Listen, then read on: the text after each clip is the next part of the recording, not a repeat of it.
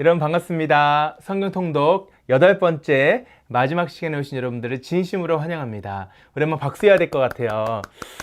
지난 8주 동안 여러분들 정말 수고 많으셨습니다. 아마 하루에 적어도 1시간씩은 읽으셨어야지 우리가 통독할 수 있는 그런 일정이었는데 여러분들이 포기하지 않고 지금까지 함께 하신 것에 대해서 큰 기쁨이 있고 이렇게 성경을 가까이 했던 삶의 자리들이 여러분 평생의 삶 가운데 습관이 되어서 우리가 성경을 늘 읽고 묵상하고 또 삶에 적용할 수 있는 그런 삶을 살아가는 우리 모두가 되었으면 정말 좋겠습니다.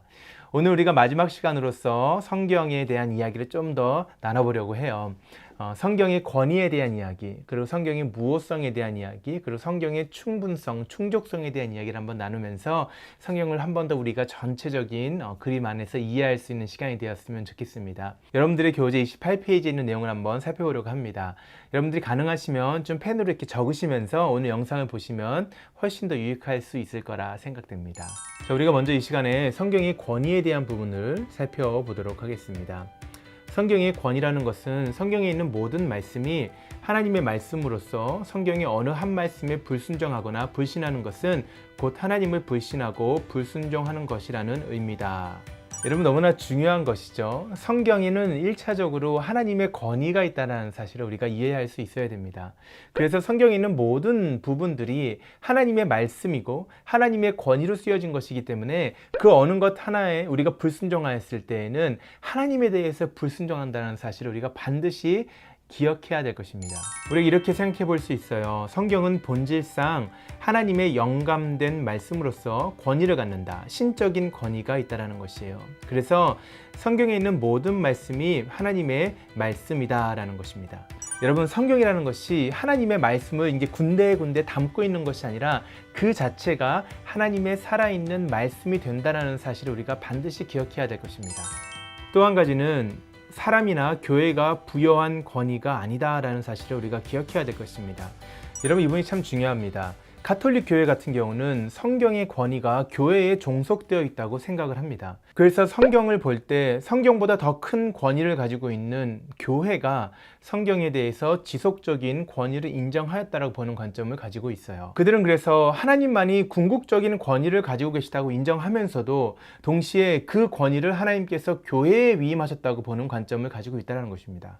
그렇기 때문에 가톨릭 교회에서는 권위를 갖고 있는 교회가 그동안 지켜왔던 전통이 하나님의 말씀이라고 말할 수 있는 성경과 동일한 권위를 가지고 있다고 이야기를 하는 것입니다. 그러나 저와 여러분이 속해 있는 이 개신교 교회는 성경의 권위가 언제나 모든 권위보다 위에 있다는 것을 고백하는 것이죠. 교회가 성경의 권위에 종속이 되고 교회가 언제나 성경 아래 순종하고 복종하는 것이 마땅하다고 보는 관점입니다. 그래서 우리는 받아들인다라는 입장이죠. 성경이 기록한 것들을 우리는 그대로 받아들인다. 왜냐하면 모든 교회가 성경의 권위 밑에 종속되어 있기 때문이라고 고백하기 때문에 그렇습니다. 또 한 가지 하나님의 말씀을 우리가 이해할 때 하나님 말씀의 권위는 성경의 정경화되는 과정, 성경을 성경으로 인정하는 과정에서 우리가 확인할 수 있습니다. 성경의 정경화 과정이라는 것은 성경을 하나님의 말씀으로 인정하는 과정을 뜻합니다. 성경이 정경화되기 위해서는 사도들이 직접 기록하였거나 또는 사도들을 통하여서 인정받은 글이 되었어야 된다는 사실을 우리가 이해할 수 있어야 될 것 같습니다.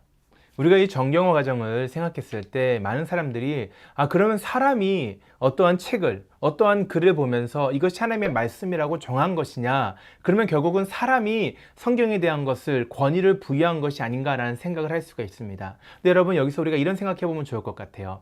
위조지폐를 앞에 두고 아무리 이것이 진짜라고 이야기한다고 해서 사람들이 여기에 권위를 시켰다고 아무리 이야기한다고 해서 그 위조지폐가 진짜 화폐가 될 수 없는 것과 마찬가지로 하나님의 말씀은 오직 하나님으로부터만 권위가 주어진다는 것입니다. 정경화 과정이라는 것은 사람들이 쓴 글에다가 사람이 하나님의 말씀이라는 권위를 부여한 것이 아니라 하나님의 말씀으로 쓰여진 것을 사람들이 그것을 인정하고 발견한 과정이라고 생각하시면 더 좋을 것 같아요.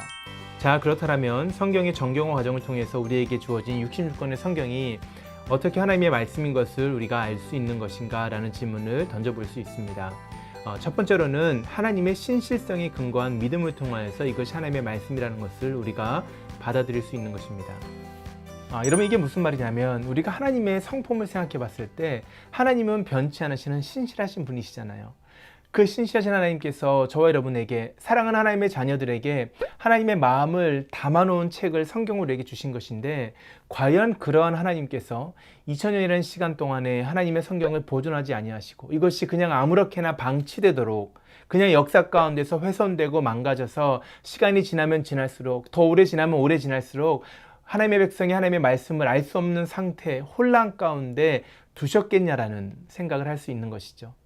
우리가 만약에 하나님의 신실하신 모습을 기억한다면 그 신실하신 하나님께서 하나님의 말씀을 변치 않고 영원토록 하나님의 백성에게 보존하시고 전하실 것이라는 믿음을 가질 수가 있다라는 것이에요. 우리가 그러한 관점에서 보았을 때 비록 성경이 쓰여진 지, 완성된 지 2000년이라는 긴 시간이 지났지만 그 시간 안에서 하나님의 말씀이 여전히 우리에게 성경이라는 도구를 통하여 전해지고 있다라는 믿음을, 또 확신을 가질 수가 있다라는 것입니다. 이게 참으로 중요한 것이에요. 두 번째로는 내적인 증거, 성령의 역사하심을 통하여 우리는 이것이 하나님의 말씀이라는 것을 알 수가 있습니다. 여러분, 이것은 성경 자체가 스스로 하나님의 말씀임을 증거하고 있다는 것입니다. 참 긴 시간 동안에 성경이 많은 사람들에게 읽혀졌어요. 시대를 막론하고 어느 시대가 되었든지 성경을 통하여서 하나님을 만난 사람들이 있다는 것, 이것이 하나님의 말씀이고 살아있는 것을 내가 경험했다라고 고백하는 수많은 사람들이 시대를 막론하고 언제나 있어 왔다는 사실을 우리가 가볍게 여길 수가 없다는 것입니다. 무슨 말입니까? 성경이 실제로 살아 역사하는 힘이 있다는 것이에요. 이 자체가 쓰여진 글이 그냥 책에 있는 다른 글과는 다르게 하나님의 살아계심을 한 사람에게 드러내고 그 사람의 인생을 완전히 바꿀 수 있는 능력이 있다는 사실을 스스로가 우리에게 증거하고 있다는 것이에요. 저와 여러분도 마찬가지 아닙니까? 성경을 볼 때 이것이 누가 강조해서 이거 하나님의 말씀이니까 믿어야 되라고 이야기해서 믿고자 하는 모습도 있겠지만, 사실 우리의 삶이 정말 변화됐던 자리는 언제입니까? 이 하나님의 말씀이 하나님의 말씀으로 나에게 다가왔던 시간들이 있잖아요. 우리가 부인할 수 없는 성경이 살아있는 것을 우리가 경험하지 않습니까? 이 내적인 증거, 다시 말하면 성령의 역사를 통해서 이 성경이 하나님의 말씀이구나를 우리가 고백할 수 있고 또 깨달을 수 있다는 것입니다. 세 번째로는 외적인 증거, 역사적 자료를 통해서 우리가 이것이 하나님의 말씀임을 볼 수가 있어요. 역사적인 부분을 생각해 보았을 때 교회가 정말 타락했다라고 말할 수 있는 그런 암흑기, 심지어는 중세 시대에도 성경이 하나님의 말씀으로 인정되어 왔다는 사실을 우리가 또 한번 생각해 볼 수 있어야 되는 것입니다. 아무리 어려운 시간 가운데서, 아무리 교회가 인간적으로 타락했다고 말하는 그런 자리에서도 성경은 하나님의 말씀임이 인정되어 왔다는 것이에요. 역사적으로 그것을 우리가 증명할 수 있다는 것입니다. 이것이 우연이라고 보기에는 너무나 많은 필연적인 부분들이 있다는 것이죠. 더 나아가서는 성경책이 보존되어 왔던 역사를 우리가 살펴볼 수 있다면 우리는 성경이 하나님의 말씀이구나, 이것은 인간의 노력으로는 도저히 이렇게 유지될 수가 없다는 사실 또한 발견할 수 있습니다. 성경은 모든 면에서 그 당시에 비슷하게 쓰여졌던 고대 문서들과 비교해 보았을 때 월등하게 이것이 지금까지 잘 보존되었음을 확인할 수가 있어요. 우리가 이런 부분을 우리가 기억해 보았을 때 하나님께서 외적인 부분에 있어서도 하나님의 말씀을 인간적인 방법이 아니라 신적인 방법으로 보존하고 계셨구나를 확인할 수 있다는 것입니다. 왜 그렇습니까? 이것이 하나님의 말씀이기 때문에 그렇다는 것이에요. 이어서 성경의 무호성에 대한 부분을 이야기해 보도록 할게요. 성경의 무호성이라는 것은 성경 원문은 사실과 반대되는 그 어느 것도 주장하지 않는다라는 것을 말하는 것입니다. 성경을 기록한 목적이 있어요. 구원을 위한 하나님의 말씀이라는 것이죠. 디모데후서와 요한복음에서 이것을 이야기하고 있습니다. 구원에 이르는 지혜를 주는 것이고 예수 그리스도를 믿게 하고 그 안에서 영원한 생명을 얻게 하기 위해서 성경이 기록이 되었다는 것입니다. 자, 그래서 성경이 무하다, 그 안에서 어떤 충돌됨이 없고 모순이 없고 믿을만하다, 거짓됨이 없다는 것은 하나님 안에서 우리가 받는 구원을 생각했을 때 그것을 적용할 수 있는 것이죠. 이것은 과학에 대한 이야기도 아니고 이것은 인간의 역사에 대한 이야기도 아닙니다. 이거는 하나님 나라의 구원에 대한 이야기라는 것이에요. 그래서 하나님 나라의 구원을 우리에게 설명하고 그것을 깨닫게 하는 데 있어서, 그것을 믿고 따라갈 수 있는 데 있어서 성경은 어떠한 모순도 그 안에서의 충돌되는 부분도 없다라는 사실, 그리고 그거에 대해서 우리가 거짓말을 성경에서 발견할 수 없다는 것을 우리가 성경의 무호성 가운데서 생각할 수 있기를 바랍니다. 자, 이러한 구원에 이르는 하나님의 목적이 우리에게 주어졌을 때 하나님이 택하신 방법이 있습니다. 어떻게 성경을 기록하였는지를 한번 살펴보도록 하겠습니다. 첫 번째로 우리가 기억해야 될 것은 성경이 유기적인 영감설로 쓰여졌다는 것입니다. 성경 기록에 있어 인간 저자의 역사적 상황을 활용하여 하나님의 순전한 말씀을 인간의 언어로 기록하도록 인도하신 성령님의 특별하신 역사가 있었다는 것입니다. 그래서 인간의 언어를 통하여서 인간의 위치에서 이해할 수 있도록 우리에게 적용이 되었다는 것이에요. 성경은 로봇가 기록한 것이 아닙니다. 시대가 다르고 문화가 다른 자리에서 서로 다른 기질을 갖고 있는 사람들이 기록했다는 것이에요. 그래서 그 안에서 그 사람의 모든 환경을 하나님께서 활용하셔서 이 성경을 우리에게 전하고 있다는 사실입니다. 그래서 우리가 이것을 이해했을 때 성경이 사람들의 일상적인 언어로 기록됐다는 사실을 우리가 기억해야 되는 것이에요. 성경 자체에는 무오하고 진실만을 말하고 있지만 각 사람들이 배운 환경, 그들이 처한 상황, 또 그것을 듣는 사람들의 기대치 여러 가지가 복합적으로 작용을 해서 우리에게 기록하여 전해지고 있기 때문에 이 성경을 보는 우리의 입장에서 봤었을 때에는 성경이 보는 각도에 따라 조금씩 다른 이야기를 하는 것처럼 보일 수도 있다라는 것이에요. 그러나 그것이 성경을 모순되게 만들고 오류가 있다라고 말하는 것이 아니라 하나님께서 인간의 상황에 맞게 하나님께서 유기적으로 그것을 기록하셨다. 그러나 그 모든 부분들을 하나님이 통치하고 다스리고 계시다라는 것을 함께 이해할 수 있어야 될 것입니다. 이렇게 하나님께서 모든 것을 다 다스리면서 인간을 통하여서 성경을 기록하셨다는 것을 우리가 축자 영감설이라고 이야기를 합니다. 유기적 영감설과 축자 영감설 중요한 것입니다. 축자 영감설은 성경의 전체와 부분, 형태와 내용, 개념과 단어 전부가 성령의 감동으로 쓰여졌다는 것이에요. 우리는 성경의 개념만이 아니라 구원이라는 것을 전하시는 어떠한 큰 개념만이 아니라 그것을 전하기 위해서 사용된 단어 하나까지로 하나님께서 직접 그 가운데 감동함을 통하여 기록하셨다는 것을 믿는 것입니다. 그게 성경의 무호성을 이해하는 데 중요한 개념이에요. 요즘에는 이 성경의 무호성을 많은 사람들이 인정하지 않습니다. 성경이 전하는 메시지는 인정을 해요. 이걸 통해서 구원에 이를 수 있다는 것은 이야기해요. 그러나 이 성경이 쓰여지고 있는 단어 하나하나 이러한 모든 부분을 종합해 보았을 때 이거 성경 자체는 사실은 사람들이 쓴 한 책에 불과하다라고 이야기하는 경우가 많이 있어요. 성경 자체가 하나님의 말씀이 아니라 성경이 하나님의 말씀을 담고 있다라고 이야기한다는 것입니다. 여러분, 그런데 이것이 만약에 진짜라면 우리에게는 큰 위기가 있어요.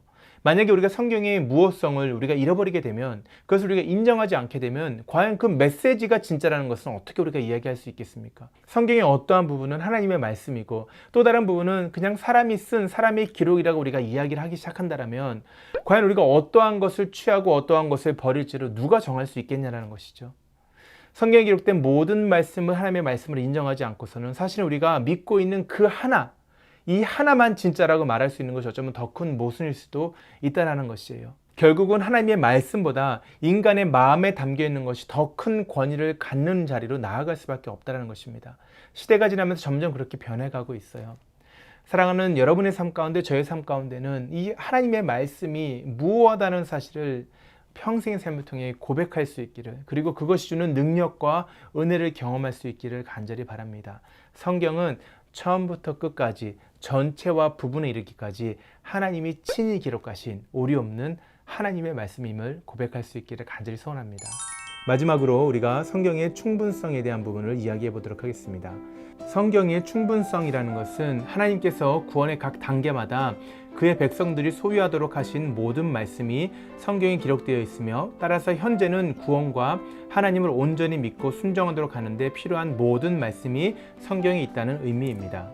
자, 이것은 다시 말하면 하나님 자신의 영광, 인간의 구원, 신앙과 생활에 필요한 모든 것에 관하여 하나님이 가지고 계신 모든 계획을 성경에 분명하게 기록되어 있거나 아니면 선하고 적절한 논리에 의하여서 성경에서 연역하여 추론할 수 있도록 하셨다는 것입니다. 자, 이것은 우리가 쉽게 정리할 수 있습니다. 성경의 충분성이라는 것은 성도의 삶, 신자의 삶에 있어서 구원에 이르는 데까지, 구원을 이루고 구원을 완성하는 데까지 필요한 모든 것들, 다시 말하면 우리 삶에 있어서의 삶의 규범, 그 모든 것들을 성경을 통해서 우리가 얻을 수 있다는 것입니다.